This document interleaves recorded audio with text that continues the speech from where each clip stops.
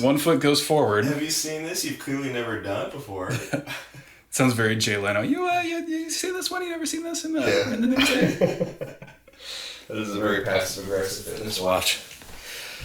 Dude, one of my clients got this watch called a Whoop band. I've heard about that. Is it cool? They're super cool. So it gathers data on you for like a week-long period or something. Mm-hmm. And at that point, it will give you data on... It'll give you a recovery percentage, which is super cool. That's amazing. Based on... So it gets your baseline first. That's why it gathers data for a week. Yeah. Which I like a lot. Yeah. And then based on on what amount of sleep you normally function and all that, it measures your heart rate variability, REM sleep versus light sleep and deep sleep, like a couple other little factors. And based on all those numbers, it tells you a percentage, like you're 40% recovered or something like that. And then, what else does it show you? It had like a bunch of really cool stuff that it reads out to you. Super valuable too. Like when that client comes in, I can ask him, "What's your recovery score today?" And he'll tell me, and it's usually pretty spot on, honestly. Like if he's sitting at a... Line that up with his performance, and you're like, that is about where I would have said you were recovered to. Yes. It's crazy. Dude. Like if he's working with a 20%, then I know that we're not going to be pushing weights. We're not going to be going for PRs. What an incredibly useful thing. Right? Wouldn't it be cool if you had a gym where like it was all private training and your clients, that was part of their welcome package? Yeah. Like they got like a t-shirt and a water bottle and that thing. So it is... I believe it's like a monthly subscription deal pricing too. Mm-hmm. So it could work for that. Roll it into a membership or a monthly fee. I want to say it's like $20 a month. That's really not bad for that kind of data. No. And I don't know if there's like an upfront price for the band itself and then you pay for the subscription. I want to say it's all bundled together. You just That would be amazing. I would assume that you'd have to pay for the device and then the service. Sure. But, let's Google it. Continue. $30 a month. Or you can pay for the year for $24 a month. Yep. You can pay for a year and a half for $18. Wow. It's only $324 to begin. You got 18 months and the device. That's ain't about bad. the same as another activity tracker. Yeah. Without any of the services that go with it. Yeah. It's so custom. That's interesting. Yeah, right? I'm going to have to think about that. Me too. People are going to listen to this intro and they're going to be like, oh, are they shilling for Whoop? No, we have... Sponsored by Whoop. Should probably point out, no, we don't have any affiliation. We don't have any sponsors. Yeah. So everything we talk about on the show, from energy drinks all the way through devices and programming and things like that, it's all just our opinion. Stuff we like. That's very cool. Side note, though, Whoop, you should send us some bands for free and we'd love to give that the old test run. Hook us up with a little sponsorship I think deal. they listen to this podcast. Oh, for sure they do. I mean, all of them. Yeah, they've messaged me personally to tell me. So really? Why not me? Is it something I said? I don't know. I don't know what it is. Is it that time on that episode I went, your fitness tracker doesn't know how many calories you're burning? Which is true. That might be it. Might be it. Yeah, that's the other thing I like about it is it's less focused on that kind of thing and more focused on like your recovery. Yeah. And biometrics. Yeah, like data that you can actually use for a workout as opposed to like, oh, looks like I earned myself 3 slices of pizza. I'm getting a blizzard on the way home. Yeah, exactly. Stuff that actually improves your fitness instead of hinders it. Have we done our intro yet? No one yelled what in my ear. What? Is going on, guys? Welcome back to the Big Freakin' Health Coach Podcast. I'm Big Freakin' Neil, and I'm joined, of course, as always, every week without exception, my business partner, buddy brain twin, Health Coach Ken.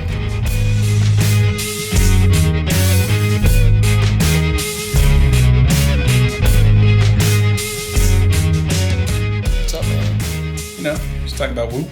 Buddy Brain Twin has Buddy a Brain Twin. really nice ring to it. It does. It rolls off the tongue. I think I used to go Buddy Business Partner Brain Twin. Mm-hmm. And I'm It's really, choppier. It's way choppier. We should just delete those episodes. 1 through 14, gone. That's an embarrassment. Oh, man. So you know what they say, if you don't figure it out perfectly on the first try, just quit. Just quit. Yeah. Just re-record over and over and over and over and over. Yeah. I think that's the We've most... done one topic 73 times. Yeah. Oh, man. I'm feeling a little thirsty and like I could use a boost. Can I buy you a drink? I would love for you to buy me a drink. Actually, technically speaking... You bought these I drinks. bought both of these. But the exciting thing is, these are new, I think. I've never seen them before. Me neither. All natural Bang flavors. Now, if you've ever seen this segment, Can I Buy You a Drink? You know that Health Coach Kane here and I are big fans of Bang. Again, no sponsorship, but we're not saying no. We're not shy either. For sure. So, yeah, this will be a treat. This will be a treat, Yeah. man. Would you prefer crispy or candy apple crisp or mango bango? What are you feeling? I could go either way. I mean, I think I'm going to go with Mango Bango just because I really love that name. Because of the rhyme? Yeah. It's a solid Mango rhyme. Bango. Okay, so all natural. I'm assuming we're working with stevia here. Yep. Natural flavors, stevia sweetener. Mm-hmm. Nitro Jack, which is arugula extract. Arugula extract. Dude. Natural caffeine from coffee beans. Oh, even the caffeine is natural. Look at that. I wonder if are we clocking in at the same numbers here? Caffeine wise. This is actually pretty cool. 0 artificial colors. 250 milligrams of caffeine. Okay. I don't know if that's higher. I feel like that's 50 milligrams higher than... It's 50 less. They're 50 normally less? they're They're normally usually 300. 3 bills, yeah. So, okay. Maybe I'm thinking of Rain. Yeah, I probably. think the Monster's like 200, 250 or something. Probably, yeah. Let's try this. Let's try it out, man. Candy apple crisp. Whoa. That's delightful. Whoa. Dude, you know what struck me immediately? This straight up smells like a fresh apple. Does it? Like, Mine does not smell good, but it tastes good. really? Smell this. Get a whiff of that. Oh, damn. That smells incredible. Like, you can smell the apple skin. Yeah. That's weird. Like, you remember that super lame field trip everybody went on where you went to like an apple cider factory with Yeah. some garbage like that? It smells like that. It smells Dude, really good. that... Man, so... I feel like a lot of candy apple flavors of anything have a very distinct fake apple taste. Yeah. Whereas this honestly tastes a lot like a candy apple. Awesome. Very close. This tastes very mango-y. It is very good, but it smells like the image that popped into my head when I smelled it. Mm-hmm. You know when you go into a brand new manufactured home and you can smell the fresh carpet? Yeah. Like, it's not like freshly cleaned carpet because that reeks, but like Okay. it smells like no one's ever lived to your carpet. Let me get a whiff of that. Sniff this. I see what you're saying. Do you get that from that? Am I like completely insane right now? I see what you're saying. It's It's sort a of weird that. thing to remember when you sniff this. Yeah, it is weird just to be reminded of carpet before drinking something. Yeah. Where are you rating it? I'll give it a 4 or 5. Okay. Still Solid high. Score. Solid I score. have a feeling yours is going to be better, though. Can't wait for hat time. Just the how apple-y it is, man. Like you're biting into an apple. Straight up. I'm gonna have to go 4.7. Damn. Honestly, this would be a 5.0 if there wasn't just that tiniest little hint of the stevia taste at the end.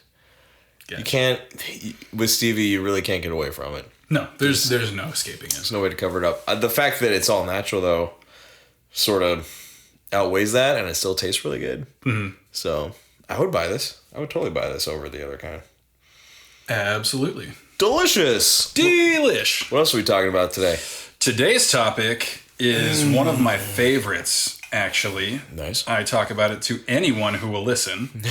So you. We've definitely talked about it. We are going to talk about the differences between exercise and training. Yeah.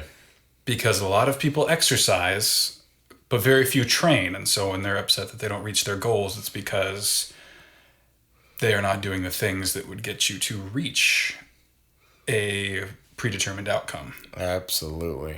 So, in your mind, what is sort of the loosest, broadest definition of those two terms? Definition-wise, exercise is physical activity that may be difficult. You may sweat a lot, you may breathe hard, but the programming and implementation doesn't move you towards an objective. Right. Training, on the other hand, has a specific objective in mind, and your frequency, exercise selection, everything is geared towards achieving that result. Yeah. So generally, if someone is exercising, the ultimate result you're shooting for is more just like working up a sweat. Yep.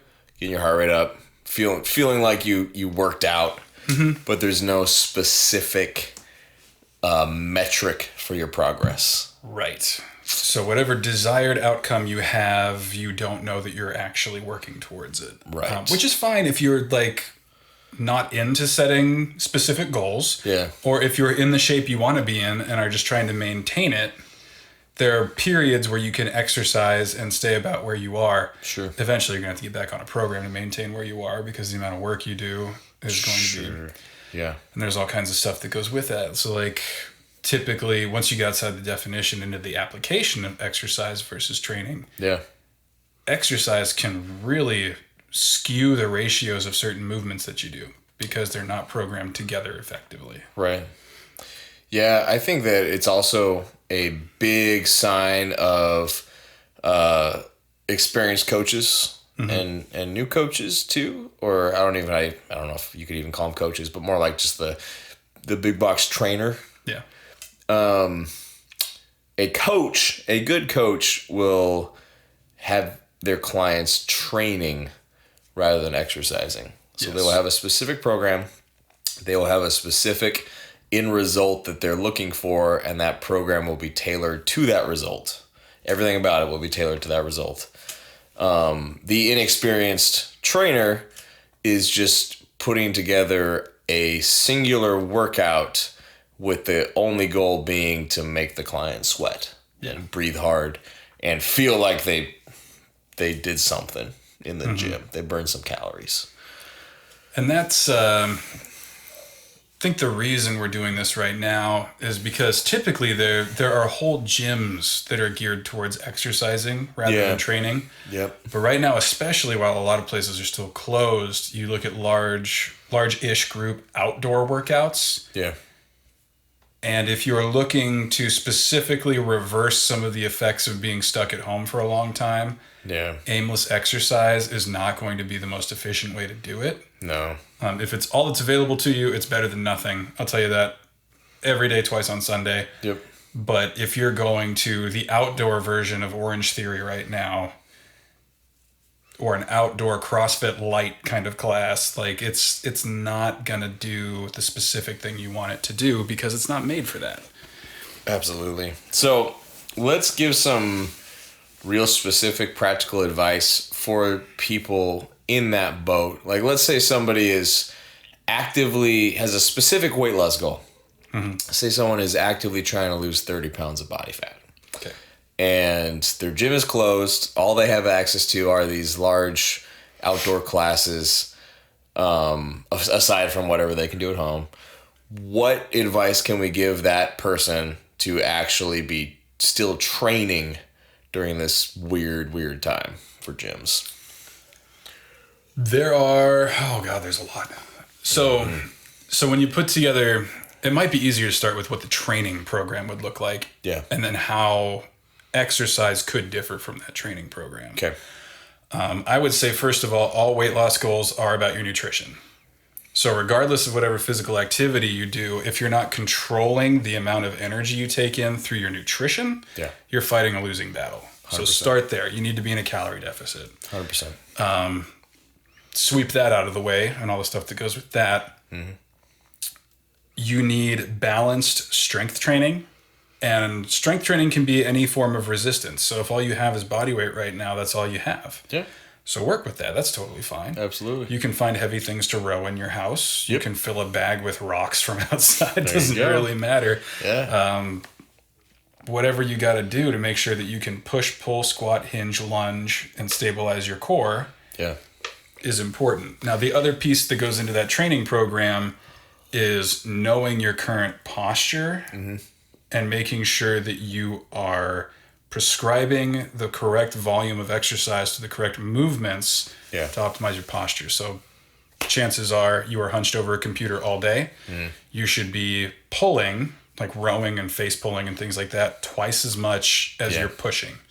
It's funny too, because those pulling exercises are so important when you are stuck at home, and they're also the hardest to emulate with your body weight and at home. But you're 100% right. It's a matter of finding something that weighs enough to row or do a reverse flies with. It's funny. I have clients still whose gyms are closed, and their programming is hilarious because a lot of it will be, instead of listing a poundage, like a weight, like a dumbbell, it'll be use your large 2-gallon jug of water and row it 12 times. Use a 1-inch thick book. Yes, like exactly. Like so there's 100% ways to work around that and still be actively training for something. I like what you said about prioritizing nutrition.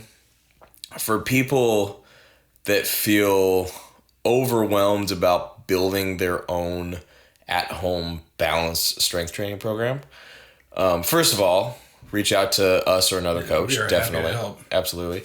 But if all you really feel comfortable tackling right now is going to one of these large group classes and you just want to go sweat, then you can still be actively pursuing your goal effectively through your nutrition. Yes. So get in your calorie deficit.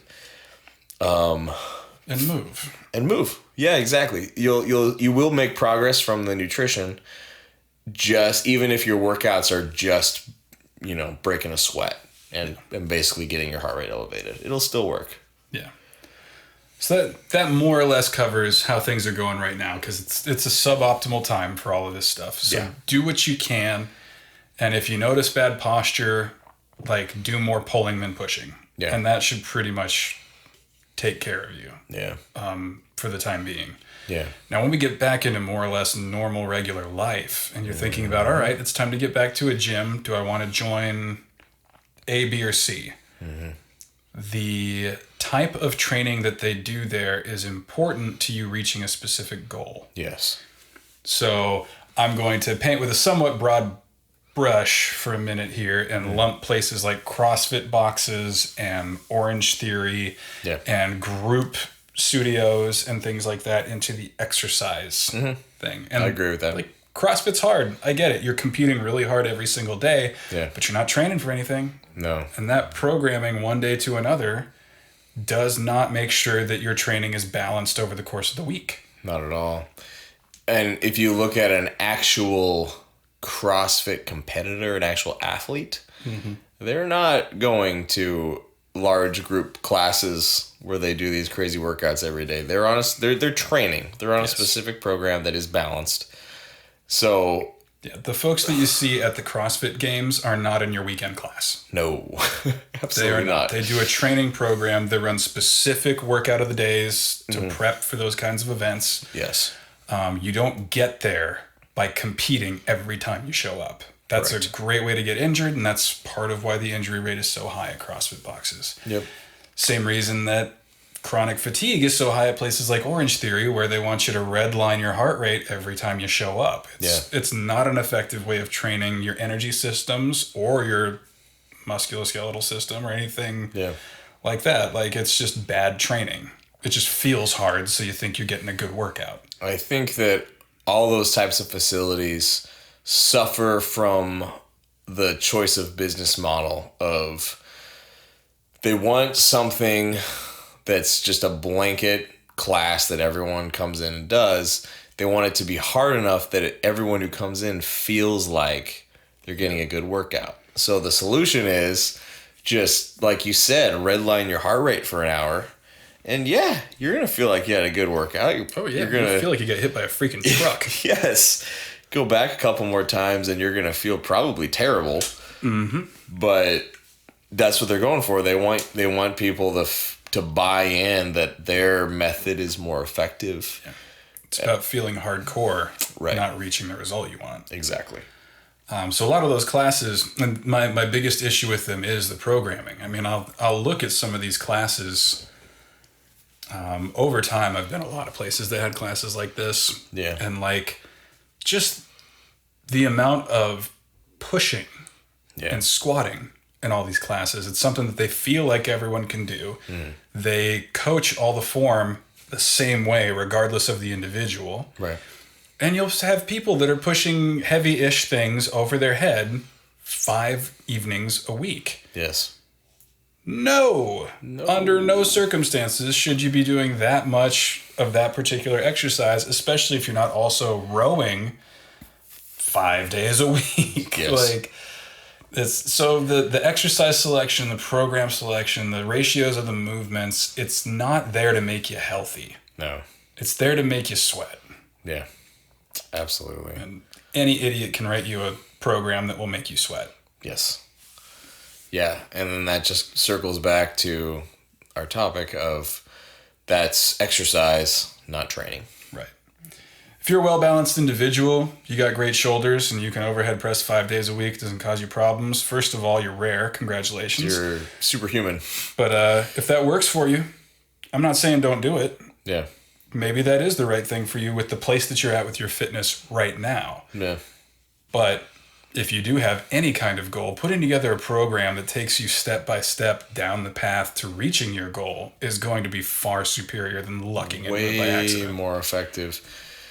The other biggest issue with things like CrossFit boxes and Orange Theory, any facility like that, is typically the demographic that gravitates towards those places. The primary demographic in those places, they do not have business doing that. Yeah. Very, very few of them are actually at a place fitness-wise where they can do that safely or effectively. For example, using the example that you had, you want to lose 30 pounds, that kind of thing. The first thing, walking into an Orange Theory and just jacking up your heart rate, horrible idea. Yeah. Just categorically unsafe. Yeah. Same thing with you are an average person who has been working at a desk for the last 20 years and you go do the weekend beginner seminar at a CrossFit box where they teach you really technically complex Olympic lifting. Mm-hmm. And then they're like, okay, cool. You finished this 2-hour thing this week. So now you're going to go max out your snatch this weekend. Yeah. Guess what? You're hurt now. Yes. Yes, you are.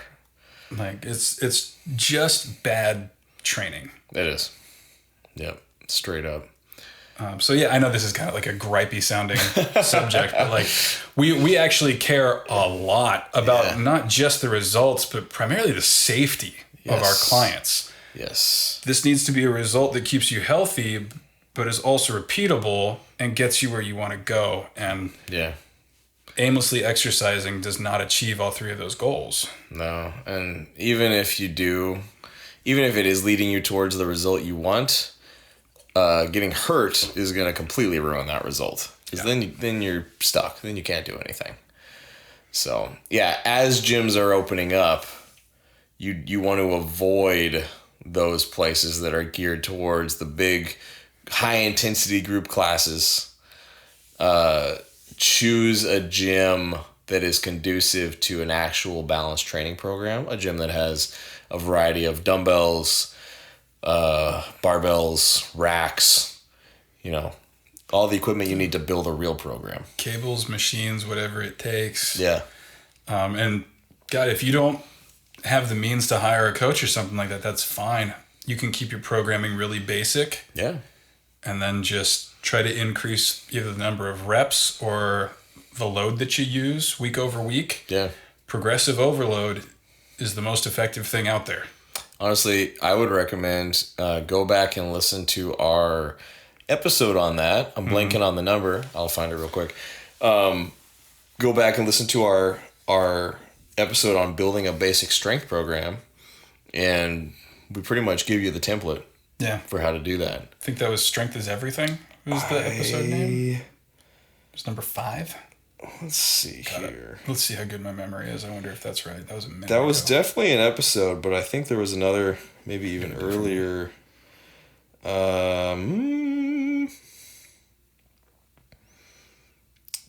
believe. Strength maybe it is Strength is Everything. Maybe it is Strength is Everything. Right. So episode 11. Episode 11. Best bet. Potentially 3. Episode 3. Step 1 was actually step 2, 3, and 4. I think we do first steps for that one too and go over movement systems. Yes, I believe so. So start with 3. Start with 3. 11 will probably expound on all that stuff. Yeah. So. But yeah, I think there is a huge difference between exercising and training, and yeah. The other version of that too are folks who do events and races and things like that and don't train for them. Yeah. So you can show up to do the Seattle to Portland bike race, or you can do a Tough Mudder or something like that, but you're just asking to feel like garbage afterwards, if not get injured. Right. If you haven't trained for that event. And right. I've had clients too that are constantly on corrective exercise programs whenever I see them. Mm-hmm. Because they're like, hey, I didn't do anything for 6 months, and then I started my cycling season, and now everything from the hips down hurts. God. I'm just like, all right, like, finish your physical therapy and come talk to me. Yeah. And we'll start reintegrating these things into movement systems, fixing muscle imbalances, and it's just tough. So really just have a plan. Mm-hmm. And then execute on the plan. It may not feel like every single workout totally destroyed you, and it shouldn't. Yeah. But week over week, as you look at your progress, you should be moving in the right direction. Yep. I think a really good place to close on this topic would be you and I each give an example of a time when we personally were just exercising versus training, and the difference in result that we got. And what you got? Man, probably actually just before quarantine. Mm-hmm. I had every intention of being on a maintenance program, but I didn't write anything down. That's really the theme. Anytime I haven't had a written program to walk into the gym with, I think I'll just do a few of these. I think I'll do a few of these. And you gravitate towards stuff you like, which for me is deadlifts and overhead pressing. And usually the stuff you like is the stuff you're already good at. Yep. So that kind of just moves in that direction a lot. And now the plan is, it doesn't matter if you're only working out twice a week or 6 days a week. Yeah. Write it down. Yeah. Like, have a program, know what you're doing before you go in, get it done and get out. So do you personally always write down exercise selection for yourself? I endeavor to. Okay. It's rare when I don't. Yeah. And like I said, right before everything shut down, there had been a month or two there where I was just like winging it when I got in there. Sure. And I made no progress anywhere. Yeah. Not with strength, not with leanness, not with hypertrophy, nothing. It was completely aimless exercise, and it got me absolutely nowhere. Yep. So now, I mean, even if it's like, all right, so right now my schedule is really crazy and hectic, which is awesome. Yeah. But for my own personal fitness right now, what I have is a list of movements and the number of sets and volume that I need on those movements per week. Nice. So if I get 2 workouts in this week, I have to do a little more volume on a few more things. I like if that. I get 3 in, I can adjust it for that, but I just knock them off as the week goes on. So you have a running weekly criteria. Yes. I like that. That's solid. So it is not a conventional program, but it's a program. Got to be creative. You're still training. I know which things to use my time on when I get in there. Yeah. That's the biggest thing. So for myself, probably the last point in time when I was just aimlessly exercising, probably like the period of time right after my last powerlifting meet. There's always a weird post-meet funk where you don't really... So ideally, I should have deloaded. Mm-hmm. That would be the smart training thing to do. Instead, I basically, like you said, tried to do sort of a maintenance program. Mm-hmm. And less meticulous attention to detail as far as rep ranges and percentages, and more just, okay, I'm gonna pyramid up in weight and work up to like a solid heavy 5, something like that. But that morphed into only doing 1 or 2 things and only ever doing them heavy and never actually having any form of progression. Yeah. It was just, I'm going to work up to a heavy triple on bench for no reason. And then I'm going to do that again next week. So it was stuff that will sort of benefit you if done with the proper progression. Like if every week I was intentionally manipulating my weight in a way that I was progressing within those triples and the 5s, and then deloading. Yeah. Then it would have been more like a program, but it was more just, like you said, winging it. See what we can get today. Exactly. That was sort of the mindset. So a good example of the difference would be what I do now, which is very meticulously programmed. So since I sort of made this transition into prepping for a bodybuilding show, it's a lot more attention to, first of all, every workout is structured on a different day of the week. Like I have a program written out every single week. But even more detailed than that, I'm focusing on specific week body parts now. Nice. So as opposed to going, okay, I've seen professional bodybuilders do chest on this day, back on this day, legs on this day, I'm just going to do that. It's more, these are my lagging body parts, so I'm going to do this twice a week. This is a strong body part for me, so I only need to train it once a week because I don't want to get more imbalanced. That kind of stuff. So very individualized attention to detail for myself. And definitely, way more progress is being made that way for me, for sure. And it's measurable. And if you wanted to do it again, it would be repeatable. Yes. Like, that's huge. Yes. That's awesome. Absolutely. Cool, man. I think that's a pretty good summary of the differences. Yeah. It's not a complex topic. No. But it is an important one. Big time. Especially right now, like you said. So. All right. Well, if this was helpful for you, please give us a 5-star review and share. If you have questions about moving from your exercise to a training program, you can DM either one of us on Instagram. Please do. He's Big Freakin Neil. I'm Health Coach Kane. And we are more than happy to help you with that. It's literally what we live for. Literally what we do. So don't be shy. Reach out. Yep. Ask whatever questions you have. We will be seeing you next week with more super fun stuff. We do have another Q&A coming up, so if you have questions of any kind, please send those in. Please do. Till then, this has been the Big Freakin Health Coach Podcast. Catch you next time.